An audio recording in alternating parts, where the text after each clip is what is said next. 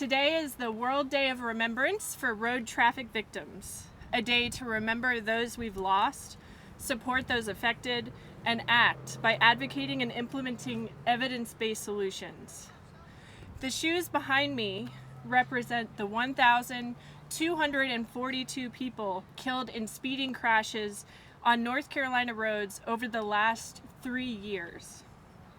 Every pair of these shoes represents someone's parent, child, or friend.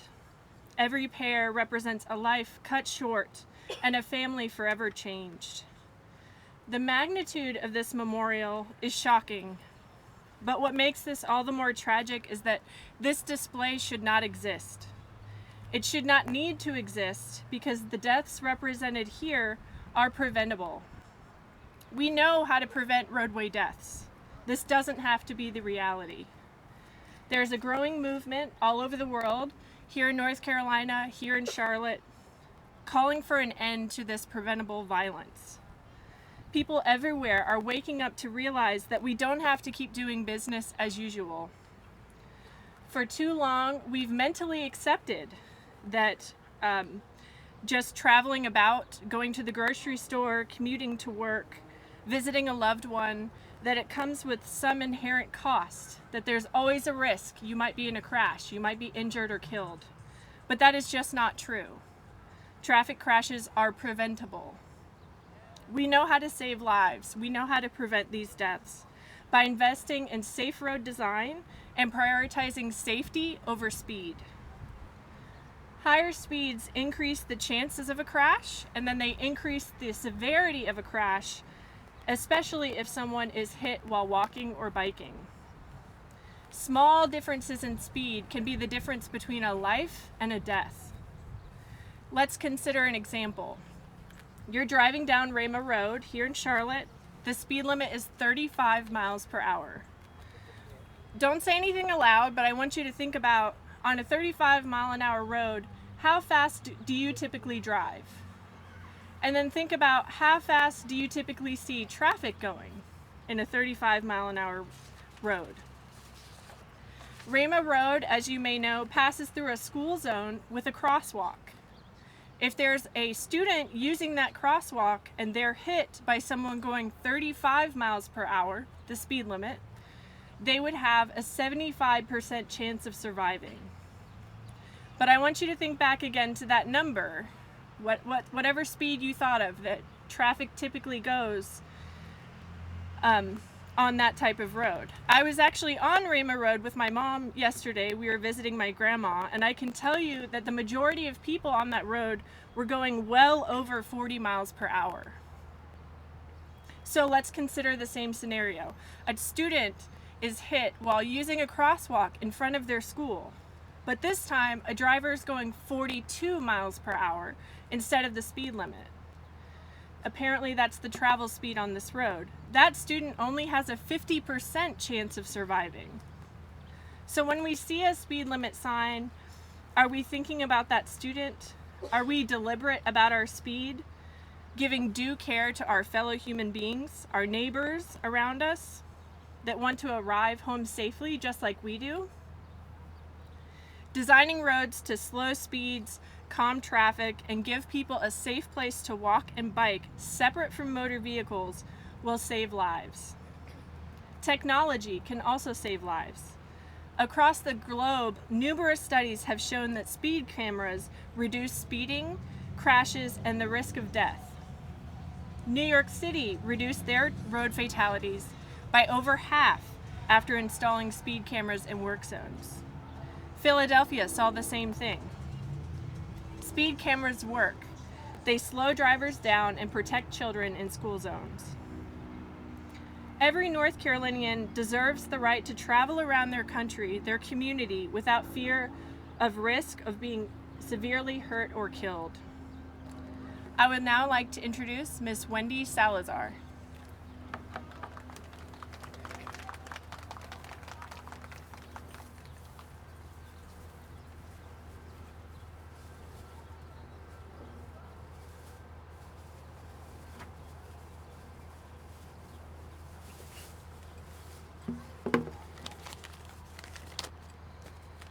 Good afternoon, everyone. Thank you all for coming to events like this to give us the opportunity to honor our loved ones that were lost to traffic accidents. We can speak their names and we can cry our tears, and all of you understand the pain we carry every day. Thank you for allowing me to share my grandson's story because his life mattered. Liam Tiago Lagunas. He was born July 14, 2014. Liam and I shared the same birth month, and that holds a special meaning for me. Liam was adventurous, and he loved the outdoors. He loved the water, he loved people and animals, and he loved life. He had a kind heart, a huge loving heart. His hugs were plentiful. He gave out hugs to many. And in each hug, he carried love and peace. Liam was a sweet, caring, loving young man with a very old soul. We spent nights together, weekends, holidays, and just general days together for 6 years. He made me laugh, and he brought joy and kindness to many. June 26, 2021, we went to Carowinds, one of his favorite places to go. We were excited because during the pandemic they were closed. We spent our time together as usual, and next to the last rides we took together, Liam was holding my hand. And he said, "Grandma, how come you're afraid of heights?" I just smiled and held his hand tighter. Liam wasn't afraid of anything. I told him it was just something that came over me one day and it hasn't left. Hard to explain. We laughed on the ride and continued our day. Later that evening, we arrived back home to my house, and he was preparing to leave because he was going to go and spend the night with his dad. But I should have encouraged Liam to stay at my house, because if the time was changed that day, perhaps I wouldn't be standing here. My son, Liam's Tio, hugged him tight that day. But later my son admitted that something just seemed off when he was hugging Liam. Maybe it was a premonition, I don't know. But he didn't want Liam to leave either. He should have stayed at Abuela's house like he did many times. And for that I carry a very heavy guilt. I carry a very heavy cloud of guilt, because I should have never left him go. His mom, my daughter, called me later that evening after Liam went with his dad. And our conversation led to me thinking that after this accident happened, I should have listened to her words and we should have just went and got Liam. But we never know when our last day is going to be. About 9:30, June 26, 2021, I received a phone call from Liam's dad, words that I can't erase from my head. I threw my clothes on and drove to the hospital. The rest of that night is etched in my mind forever. June 27, 2021, the screams from my daughter. 3.5 years later, that pain doesn't end. The tears keep flowing. The car Liam was riding in was hit head-on by street racers, and the speed was estimated about 140 miles per hour on impact. I had the privilege of being in the hospital July 14, 2014, welcoming my grandson into the world. And unfortunately, on July 27, 2021, I had to say goodbye to my grandson in the hospital because two unknown people that did not know each other decided to street race. That decision marked the end to an incredible life of a 6-year-old, amazing, loving young boy. I brought a pair of Liam's flip-flops with me today. He doesn't get to walk away. He doesn't get to walk in them anymore. As with over the 1,200 shoes that are present here today. In 2026, one of the drivers responsible for Liam's death will walk free. People say to me, "He is gone and let him go." I tell you, you are wrong. Liam is always with me. In the pictures that hang in my home, in the memorials that I have in my backyard and front yard. Liam is with me in my heart and the songs he enjoyed dancing and singing to. How cold-hearted are you to tell me Liam is gone? You are wrong. In spirit, Liam is here, and in spirit, Liam lived on. Liam used to give us this sign. I have many pictures of Liam with these 3 fingers in the air. That means love.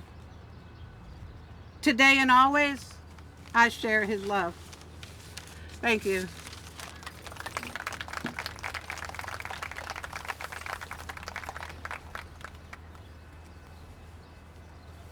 And I present our next speaker, but I can't pronounce her name.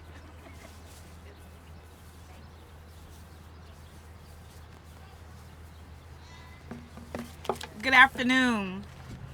Thank you all for coming, and my condolences to the sweet boy Lim. I am the wife of Lee Staten. Tomorrow will be exactly 10 weeks since my life drastically changed. 70 days, that dreadful September morning. That morning when my normal routine was slightly off. 1,680 hours since I told my high school senior to hurry up, get ready for school. You don't want to get caught in that traffic because someone has died in a tragic accident at the light. Unbeknownst to me, it was my beloved husband. His body was being extracted from the vehicle that I did not recognize during the breaking news. 0.7 miles from our driveway, on his way to work, my husband was killed by a drunk driver. I stand before you today with a broken heart and a shattered soul. My husband did not just pass away. I think I may have been able to deal with that a little easier if he was sick. Someone made a choice to drink and get behind the wheel. And the consequence for their behavior was a life taken from his children, his wife, and the community that he loved. That decision changed the trajectory of my life. It changed our 3 daughters' wedding day. There would be no dad to walk them down the aisle. Next June, when our youngest daughter graduates from high school, she will look up in the stands and her hero will not be there. Our son, who reminds me, no one has checked on us lately, Ma.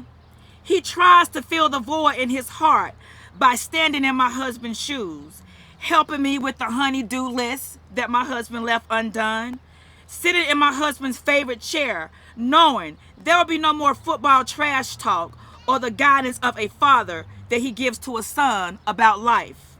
Because someone made a decision to drive drunk and took that from us. I have not had the words to speak. Conversation has been hard for me. Words seem to leave me lately. I even have to listen to music with no words.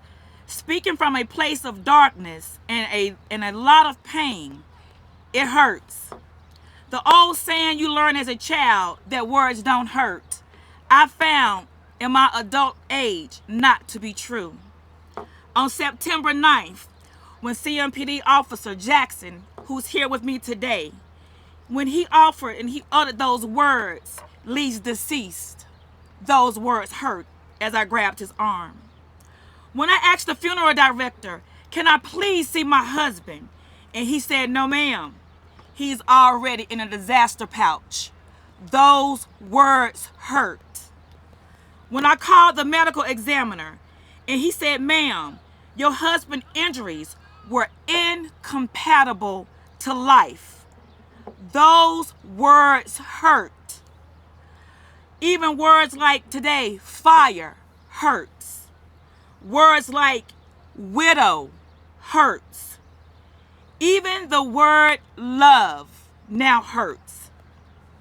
And I find the reason that these words hurt is because I'm yearning for the desire of the heart, my heart, what is not accessible to me anymore right now, and that's my husband. Today, as we celebrate World Remembrance Day, I honor my husband and I speak his name, Lee Everett Staten, on this new journey to make North Carolina streets safe. I speak his name, Lee Everett Staten. My husband was a beautiful man, as you can see, not just to the naked eye. Lee had a beautiful spirit. He was a big man. He was a big dude. And again, not just physically and to the naked eye. Lee was larger than life in his community. Lee was a mentor. He was a counselor. He was a life coach. He was a psychologist, a therapist, a journalist, and sometimes a doctor. No, he didn't earn all these accolades or these fine degrees in an institution of higher learning. Lee was a barber. A barber, a master barber, serving his community in his entrepreneur craft for over 40 years. This profession has long stood as an imperative part of the community culture. It is a place where culture is cultivated, providing a safe haven in the community. It's a sanctuary of sorts where you can come and just be yourself. History has shown us the significance of the barbershop and the barber, especially in the African American community. Regardless of your social economic status, your title, when you walked into Lee Barbershop, your life was touched by him, either through his hands physically, by the buzz of his golden clippers, or by his laugh, or his smile, or his words of wisdom. Lee Barbershop was a place where you came to laugh, debate, talk about current events. Men talked about their wives and significant others. I wasn't even allowed at the barbershop on Friday nights. Sometimes, if a single mom needed someone to give their son a pep talk about sports or a disciplinary verbal reprimand, Lee was the man. After the recession in 2009, we had 2 kids in college and we had a toddler. Lee took a part-time job with Home Depot, Met Team. That's the team when you go on Home Depot and you see all the stuff hanging on the walls. My husband did that. He worked in the wee hours of the morning to still keep his business afloat. He loved the job so much, he went full-time and became a manager. Touching lives even there at Home Depot, making a difference in the world.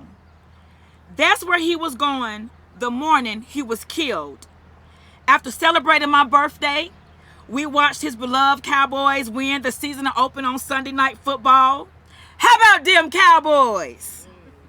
His heart was happy. He got up to go to work to provide for his family, and he never made it to work that day. Neither did he make it home. He left the driveway at 4:39 a.m. He was hit and killed at 4:42.30 a.m. Medics got there at 4:51 a.m. and Lee was pronounced dead at 4:57 a.m. It's no coincidence that this day is celebrated with shoes. From those who lost their lives in tragic accidents. When I went to see what I could salvage from my husband's burned vehicle, All was left was my husband's shoes. I dug them out the ash with my hands and I took them home because it's the only thing I had left of my husband. I lost a lot that day in the fire. The community lost a lot that day in the fire. But my heart will forever burn for Lee Everett Staten, 57 years, 3 months, and 0 days of his life. One love, babe.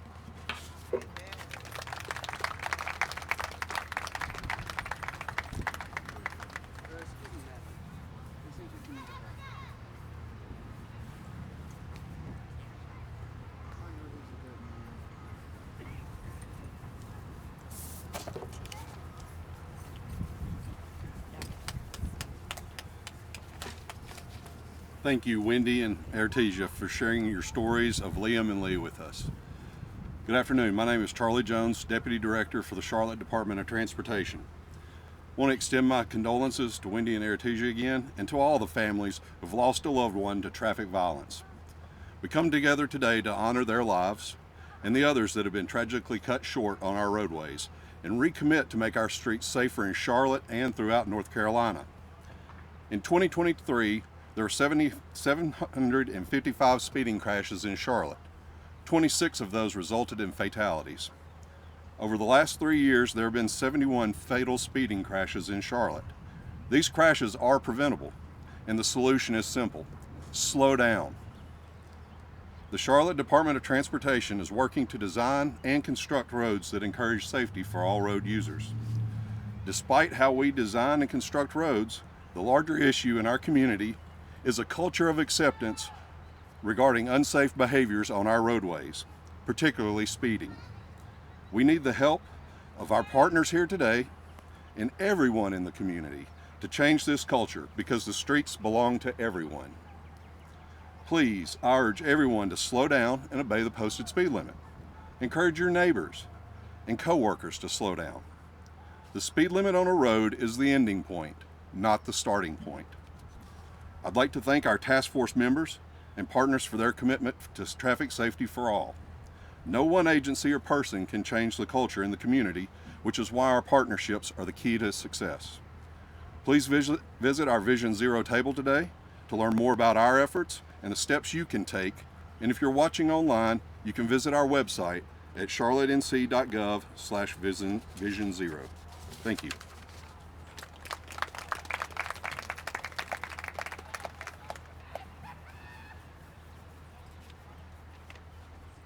Good afternoon.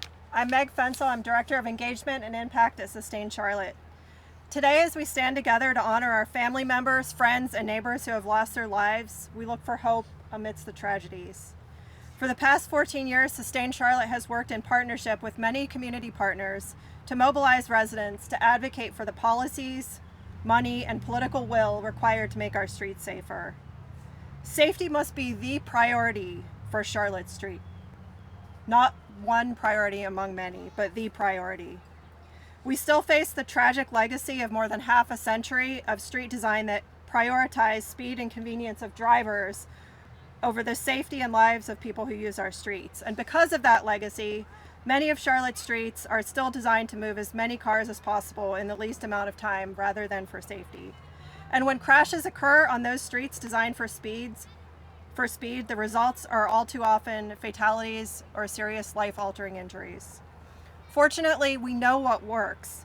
Other cities around the world and even in the US have achieved their Vision Zero goal of no serious injuries and traffic fatalities.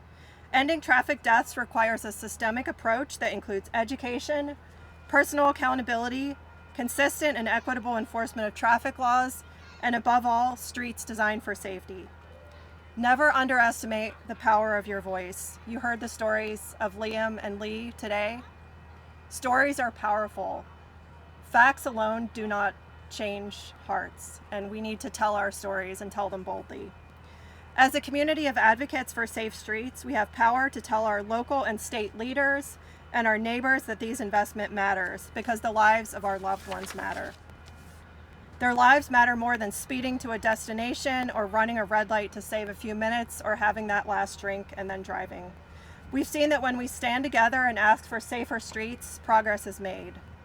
Thanks to thousands of residents engaging in advocacy, along with the political will of elected officials and the support of city staff, we've seen increased funding for sidewalks, the bicycle program, and Vision Zero. Charlotte DOT has made numerous investments, including infrastructure to reduce speeding, pedestrian crossing beacons, protected bike lanes, intersection improvements to reduce unsafe vehicle turning, safer sidewalks, new lighting, and more. Yet despite these successes, it's far from enough. Charlotte's population is growing rapidly and we're seeing more vehicles on the streets. And traffic fatalities have not declined as we'd hoped. We must continue to advocate side by side for the changes that are needed.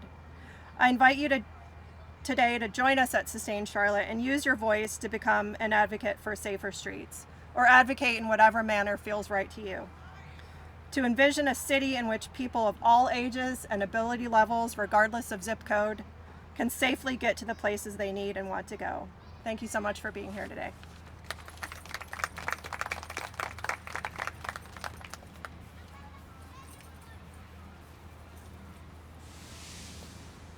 Thank you, Meg. It's not easy to come up here after hearing those stories. And I can't imagine, I don't have that type of experience, so to know what the loss that you both have experienced, that my heart goes out to you.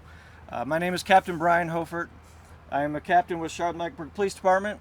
I'm over the Transportation Division. That includes the DWI Task Force, Major Crash, which is, they do our accident reconstruction for major crashes, and as well as the motorcycle unit, who does speed enforcement. World Day of Remembrance for Road Traffic Victims serves as a solemn reminder of the many lives lost and the countless people affected by road traffic crashes every year.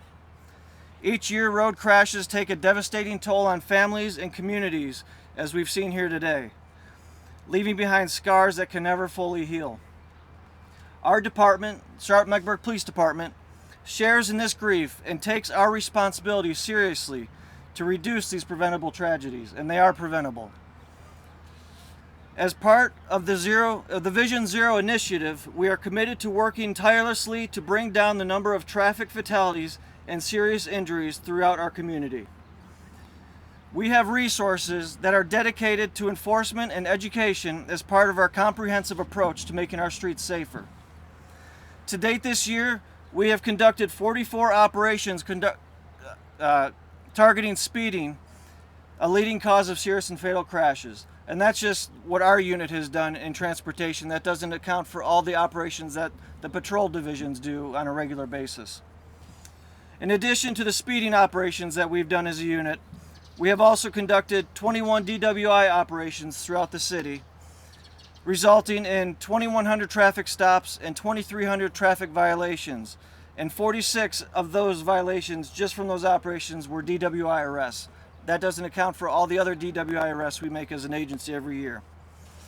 Unfortunately, despite our best efforts, 73 individuals have lost their lives in traffic incidents this year.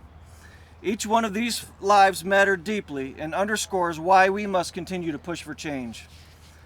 Our department has focused on efforts in high injury networks where the likelihood of serious and fatal crashes is the highest. This targeted approach is essential in preventing incidents before they happen. Beyond enforcement, we are committed to public education and raise awareness about the dangers of speeding and unsafe driving practices. We attend public education events at high schools. We participate in teen programs and community events to spread the word of the importance of safe driving habits. Not only are we working to educate the public on traffic safety, but we are also teaching our new recruit classes and our patrol officers on the best practices for crash reporting and traffic safety. Together with our partners at the Charlotte Department of Transportation and the community, we will continue to implement changes that reduce risks and enhance safety. Today, as we remember these lives lost, we also call on leaders at every level to step up and support the initiatives we know can save lives. Vision Zero cannot be achieved by one agency alone, as others have said up here. It requires a joint commitment from each person and from city planners, transportation experts, law enforcement, and every community member. We ask everyone to join us in this shared goal, whether it's slowing down on the roads, staying alert, or advocating for safer streets. We all play a role in preventing future tragedies. As we honor those lives lost, these lives in the shoes behind us that represent the lives lost, I want to reaffirm our department's commitment to making our roads safer and preventing further loss.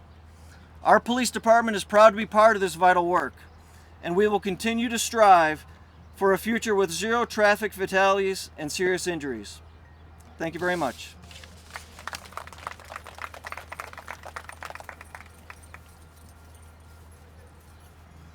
Thank you, Captain, and thank you to Wendy and Artesia for sharing your stories today, for your vulnerability and sharing your pain to inspire change. Saying the names of victims out loud memorializes and celebrates these individuals. I will now read the names of people killed on Charlotte roads last year. Benita, Christy, Amanda, Joseph, Anthony, Florence, Kenneth, Anderson, Kevin, Mitchell, Angel, James, Diana, Ben, Darren, Olivia, Kendall, Daniel, Leon, Richard, Teresa, Rosalina, Andreas, Luis, Jay, James, Carlos, Christine, Kevin, Whitney, Kendall, Gregory, Sandra, Maurice, Jorge, Yvonne, Alberto, Sharonda, Stephanie, Adrian, Tizia, Ella, George, Jean, Jared, Jordan, Isaac,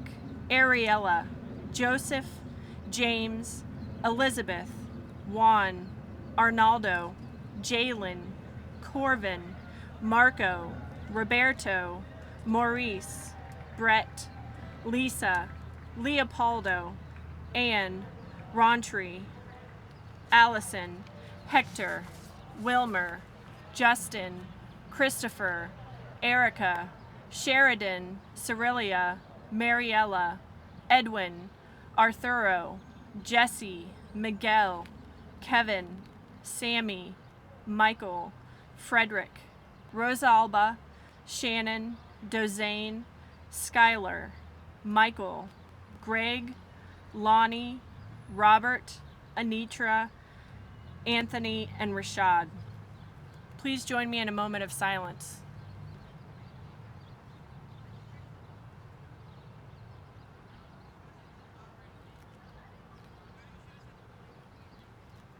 We can redesign our streets and lower speeds so that crashes do not end in death. This starts with a change in our mindset to prioritize safety over speed. Then it will take actions to make sure our street designs and policies are aimed towards safe mobility, not just speedy mobility. Lee should be able to attend his youngest's graduation. Let's honor Lee together now by saying his name. Say his name with me. Lee. Lee.